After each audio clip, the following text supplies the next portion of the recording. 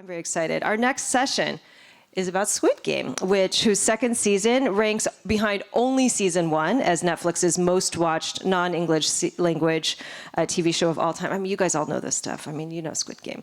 It returns for its third and final season on June 27th. Please welcome director Hwang Dong-hyuk and our interpreter Haley Jung. It's packed. People are here. It's Saturday morning. It is Saturday. It speaks to the draw, your draw. I mean, people are here to learn from the master, honestly. You know, your journey with Squid Game, and for people who kind of are familiar, you know, your journey with Squid Game really began like, what, 2008, 2009, when you first had this idea as a screenplay. It went unproduced for about a decade. Came to Netflix, turned it into a series. But what I want to know is, now it's a trilogy, you know, and what were the challenges, the advantages, as well as the challenges of having to develop the second and third season, you know, in this sort of shorter time frame, and one in which you know how much runway you have. It's not as unknown. You know the boundaries of what you have to play with. How did that affect your development? It's a tough question to answer. 일단 시간이 많지가 않았어요. I didn't have much time to write and produce the season 2 and 3 because when I signed on the contract, they already decided when they're gonna play this, you know, when they're gonna launch this. Like was the end of like last year, so I had to finish like writing in 6 months. It's the whole 13 episodes for 2 seasons. And somehow I did it. I don't know how I did it.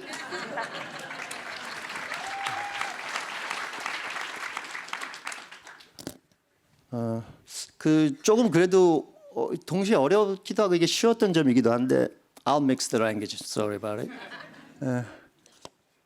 일단 시즌 1 때 제일 힘들었던 게 이제 그 세계를 만드는 거였거든요. 그 게임 섬 안에 세계들, 그 안에 공간들, 그건 이제 당시 텍스트로만 존재했던 것이고, 그걸 이제 비주얼라이즈하고 실제로 구현해내는 것은 전혀 다른 문제였어서 그 새로운 세상을 만드는 게 너무 힘들었었어요, 처음에는. 근데 시즌 2와 3를 할 때는 이제 이미 그 세계를 우리가 알고 있었기 때문에, 이미 만들어놨기 때문에 그런 점에서는 이제 도움이 좀 빨리 이 작업을 하는데 6개월 안에 이 작품을 쓰는데 좀 도움이 됐고요. 동시에 이제 또 어려웠던 지점은 이미 그것이 이제 더 이상 프레시하지 않기 때문에 많은 사람들이 너무 잘 알고 있고 이미 익숙한 것이기 때문에 그 안에서 어떤 지점들을 좀 유지하고 또 변화시켜서 그 이미 좋아하시는 것들을 계속 좋아하시면서도 시즌 1과는 어떤 다른 느낌들을, 다른 어떤 신선한 충격들을 줄 수 있을지 이제 바꾸는 그 작업이, 뭘 유지하고 뭘 바꿀 것인가를 정하는 작업이 동시에 또 힘든 점이기도 했습니다. So this is something that was difficult and easy at the same time. The biggest challenge in season 1 was the universe building, the spaces inside the gaming island, because all of that prior to working on the first season only existed in text. So having to create everything and to visualize all of it, that was the difficult part. But in season 2 and 3, because the universe had already been built, that helped a lot for me to create the story within that already built universe in the 6 months' time. But at the same time, what was difficult was it was no longer fresh for the audiences. You know already, you're familiar with everything already. So the real big task at hand was, how much of it do I maintain and what new things do I bring so that it's entertaining, it's familiar, and yet I can shock the viewers once again. So really it was about figuring out what to maintain and what to change. Also, it was still a short time to finish the draft I want, so I had to keep rewriting during the whole pre-production. I did the whole storyboard for the whole 13 episode, and I rewrote the whole thing. But while I'm doing the storyboard, also every single day of shooting, after I finished the shooting, I found something new, I got new ideas about the characters and stories, and then I went out to my hotel and rewrote the scene we're gonna shoot the next day. So it never stopped. It was like a never-ending, work. So Yeah, I think when we spoke on last night's panel, you said it was about 60% what you originally planned. And And I mean, that's the like, a great thing about being a writer and director at the same time. You can do anything you want because you have all the power. I'm also a producer. But that's the worst thing about like, for me, like as an individual, because you never stop working. I mean, it's killing you. You know, there may still be 456 players, in the game. And I don't know if everyone realized this, but I went and did the math. I counted. There are at least double the number of featured recognizable players in season 2 compared to season 1. It's about, I think we followed about 7 people in season 1, and in season 2, there's like at least 14 people that you can recognize and know. How did that multiply the challenge for you and for your crew? Because like I wrote the whole season 2 and 3 at the same time. Like also we shot the whole thing continuously. So because first season was it was like original 8 episode. We split the 1 episode during the edit, so it became like a 9 episode at the end. But for 13 episode, I need more characters to keep the story going and to kill and which means like a lot more people gonna die in season 3. We haven't seen that many deaths. 좀 재미있는 그 시즌 1에 나오지 않았던 좀 새로운 캐릭터들, 새로운 관계들 그런 것들을 좀 시즌 2, 3 이 13개 에피소드를 통해서 좀 보여드리려고 이제 고민을 많이 했고 제일 중요한 건 사실 여기서 기훈이 이제 변해가는 과정인데 메인 캐릭터 기훈이 처음에 이제 복수심에 완전히 사로잡혀서 완전히 업세스된 상태로 들어와서 오직 그 한 가지만을 보고 나아가던 기훈이 이 사람들을 살리려고 하다가 결국 중요한 친구를 잃고 실패하고 다시 시즌 3에서 절망의 밑바닥에 빠진 이 성기훈이라는 캐릭터가 다시 어떤 계기로 다시 재기하게 되는 일어서게 되는 이 기훈의 어떤 큰 캐릭터 아크를 보여주기 위해서도 또한 많은 사람들이 필요했던 것 같아요. 그 기훈이 끊임없이 그 캐릭터들하고 상호작용을 하면서 변해가기 때문에 뭐 그런 이유로도 또 좀 더 많은 캐릭터들을 만들어 보려고 했습니다. And I wanted to show through the seasons 2 and 3 some new original and characters that you haven't seen in the first season and new character dynamics as well. And most importantly, what I wanted to show through these subsequent seasons was the transition that Ki-hoon goes through.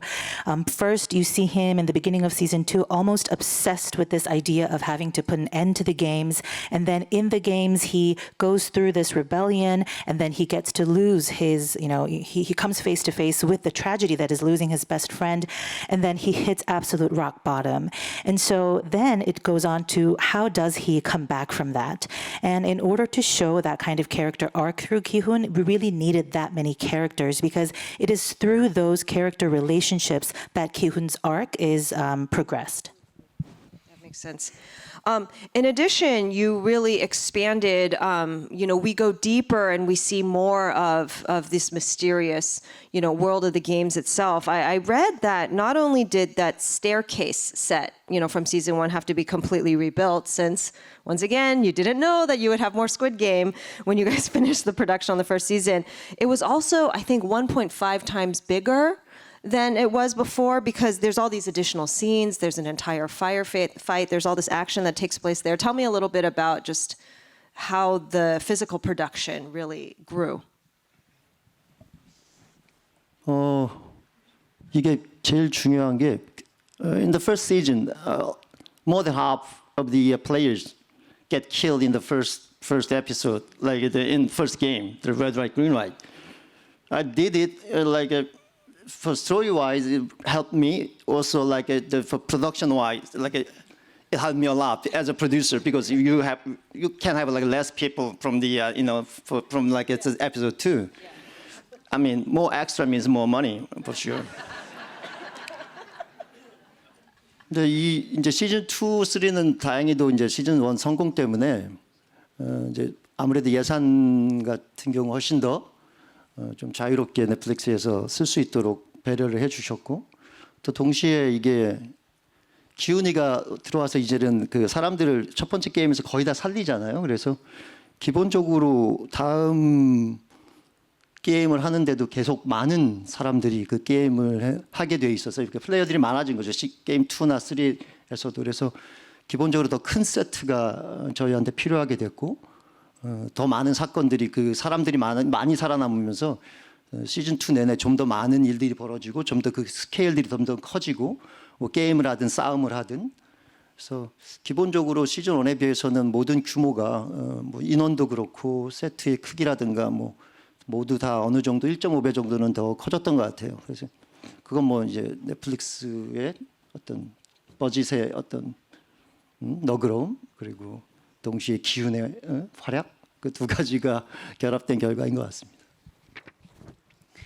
In seasons 2 and 3, thanks to the success of the first season, I'd say I was a little bit freer with the budget. That was on Netflix's part, so thank you. And at the same time, you know, as we know in season 2, in the first game of Red Light, Green Light, Ki-hoon saves a lot of people. So that meant in the further rounds, there were going to be a lot more players than comparing to the first season. So we needed a bigger set physically. And more events take place, you know, there in terms of the scale, the story, or the fights and everything. I guess you could say that not just the number of characters and players, but the physical set itself, you were right to say that it's gotten about 1.5 times bigger than season 1. And again, I think that has to do with two things. First of all, the generosity of Netflix. And then secondly, everything that Ki-hoon has done. 근데 사실 시즌 1 때 그 예산이 부족해서 오히려 더 좋아진 경우도 있었다고 생각을 해요. 때로는 그런 어떤 제약이 크리에이터한테 더 좋은 인스피레이션을 주는 경우도 있는데 예를 들어서 원래 그 처음 제가 구상했던 그 스크립트에서는 그 돔, 그 플레이어들이 자는 그 돔이랑 그 뭐 투표를 하거나 밥을 먹거나 하는 어떤 그 강당 같은 장소가 홀 같은 게 이게 다른 공간으로 되어 있었어요. 근데 저희 프로듀서가 와가지고 그 돈 없다, 이거 다 못 짓는다라고 계속 저한테 얘기를 해가지고 결국 제가 이제 그 두 가지를 한 장소에서 벌어질 수 있도록 하기 위해서 만들어진 게 지금 여러분이 보시는 그 침대가 여러 겹으로 쌓여 있고 두 면으로 안에 공간이 홀웨이가 비어 있어서 거기서 이제 투표도 하고 뭐 싸움도 벌어지고 할 수 있는 그런 공간이 그 어떤 예산의 제약 때문에 오히려 만들어졌는데 어떻게 보면 저는 그게 훨씬 더 이 작품에 더 좋은 영향을 미쳤다고 생각해요. 공간적으로 훨씬 더 창의적인 공간이었다고 생각을 하고. But having said that, you know, of course, sometimes it's the limitations that really inspire creators. And I think that the limited budget that we had in season 1 actually worked in our favor in some ways. One of the examples being, originally, you know, according to my plan, the dormitory where the players would sleep was a separate space from when other activities would take place. Like they would have a separate eating hall or where they take the votes. But my co-producer came up to me and said, you know what, we don't have money for that. So I said, okay. So that's how we came up with that sleeping quarters where there are all of the beds on top of each other so that you have that open space in the middle where they eat, you know, sleep and fight, of course. And I think that although it happened because we didn't have the budget that we might have wanted in the beginning, I think it definitely worked in our favor. And I think it gave us a lot more of a creative space. Yeah, it's so much more claustrophobic and prison-like and scary that way. I'm also glad that you mentioned things like budget because I was going to ask what were some of the most meaningful ways you were able to and take the success from season 1 and really reinvest it in the rest of the series, season 2 and 3. And you know, obviously money is one way, but also like trust and success. What aspects of the success gave you confidence or gave Netflix confidence to let you be able to do whatever you wanted in season 2 and 3?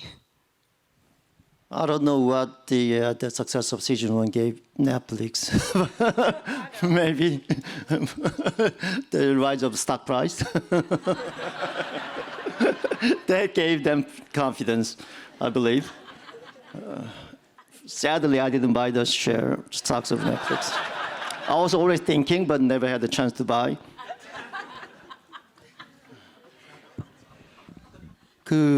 뭐 저한테 준 시즌 1 성공의 자신감이라고 한다. 그냥 좀 믿게 된 것 같아요. 제가 이 이야기를 2009년에 처음 썼을 때도 사람들이 너무 생경해하고 그러니까 거부감을 많이들 표했었어요. 배우한테 보여줬을 때도 그렇고 스튜디오한테 보여줬을 때도 그렇고 그래서 뭔가 이건 아닌가 보다라는 생각을 해서 자신감을 잃었었는데 그래서 다시 이걸 넷플릭스 시리즈로 만들 때도 이게 과연 먹힐까 될까 하는 계속 그 의구심, 의문 같은 게 스스로 계속 떠올랐던 것 같아요. 근데 뭐 정말 너무 놀랍게도 모든 전 세계 팬들이 이렇게도 많이 사랑을 해주시고 좋아해주시고 응원을 해주셔서 아 내가 하고 싶은 이 얘기를 아 사람들이 정말 좋아해 주시는구나 어떤 그런 믿음 같은 게 생겼기 때문에 시즌 2, 3를 쓰고 찍을 때 그 믿음이 자신감이 돼서 제가 하고 싶은 얘기를 뭔가 더 이상 어떤 큰 막 그 회의나 의심 없이 좀 자신 있게 만들 수 있었던 것 같아요. 그래서 제 스스로를 믿게 되는 어떤 그런 자신감을 준 것 같습니다. I think there's definitely something that I learned or earned from the success of the first season, and that I think really has to do with confidence. Because when I was first, when the idea was first conceived, and when I was working on it in 2009, everyone rejected it. Nobody got it. No one liked it. Actors and studios alike. So I thought to myself, maybe this is just not it, and I had lost a lot of confidence in myself. And when we got to working to creating it into a Netflix series, I was filled with a lot of self-doubt. But to see the first season be loved by so many people around the world, it really gave me the trust and faith that I needed in myself, because that was when I realized, people like the story that I wanted to tell, and that gave me the chance to go into seasons 2 and 3 without much self-doubt. It allowed me to believe in myself. So that's definitely something that I earned from the first season.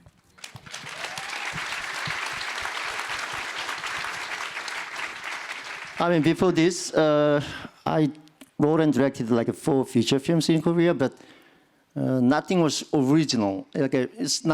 Was not generated from myself. It was like based on true story or like based on novels or based on like someone's first draft. So this was the first one actually I wrote by myself from my own ideas. So I mean the success of this Squid Game is just, it gave me everything, like confidence, and so from now on, I believe I can do what I want to do, like with a lot more confidence than before. Mm-hmm. I think we'll all be the better for it, because the way in which you see the world, the way in which you think about humans, I do believe is something that's so important, not just for entertainment, but really beyond. One thing I noticed about season 2 that was different from season 1 is that there were actually several very funny, even laugh out loud moments. In the second season, there's elements where the tone is just so different. I was wondering, why did you decide to play with more, these different emotional colors as you were going into season 2?